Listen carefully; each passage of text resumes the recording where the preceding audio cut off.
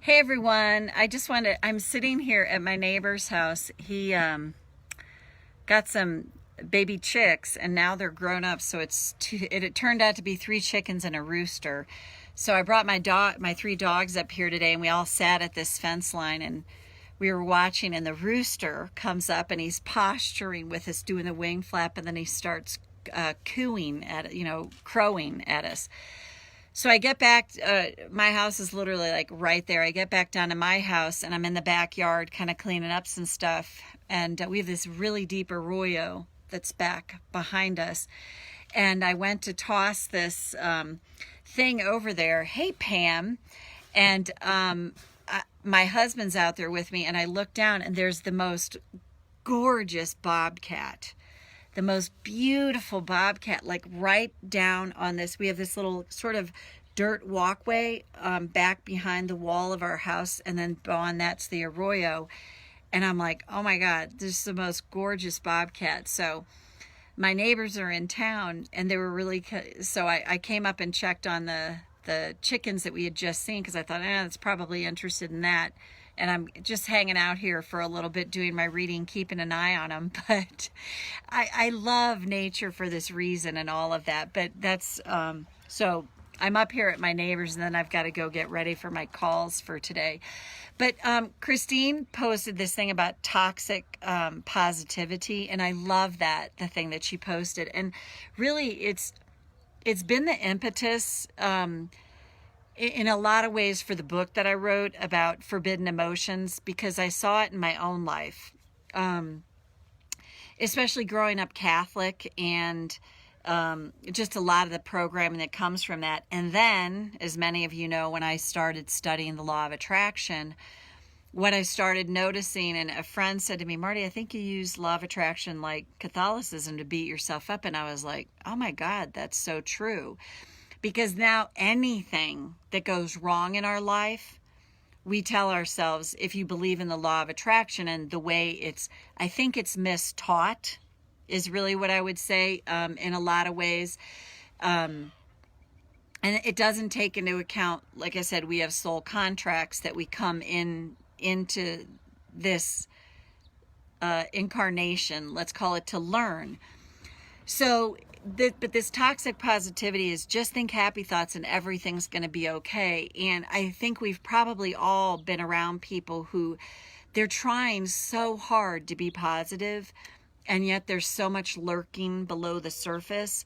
So I call it happy thoughts. Many of you know it's through gritted teeth. So this idea of like, if I just think positive, everything will work out. If I just, and there's a lot to be said to being in a good place. But what do you do when you can't be? What do you do when you can't be? And in my view, you honor that. And tapping is such a beautiful tool, because at least in my world, for me, I'm not asking people to be positive in their tapping. It's meet yourself where you're at. What's going on for you? What's the current state of affairs? How are you feeling about things? What is the pure, unadulterated truth? And even if it's feelings of resentment or hatred or anything like that towards someone, it's to allow that to be. And then you can use tapping to tap through that. So let's just do a tapping here on this. I gotta be positive. So let's start. And if there's a truck that pulls up behind me, it's my neighbors coming home. So we'll just roll with it. Karate chop. Even though I've got to be positive. I mean, thoughts are things. I've got to be positive for things to work out for me. I choose to acknowledge I feel this way now. Even though I have a belief that I've got to be positive for things to work out for me. The law of attraction says that's true too. I choose to honor my feelings now. And go to the eyebrow. I've got to be positive I've got to look on the bright side. I've got to find what's working for me here. And that can all be really good. But if I'm not ready for that, then I'm pushing myself to be positive when it's out of reach for me. And what if I can find relief from all the negative thoughts that flow through my brain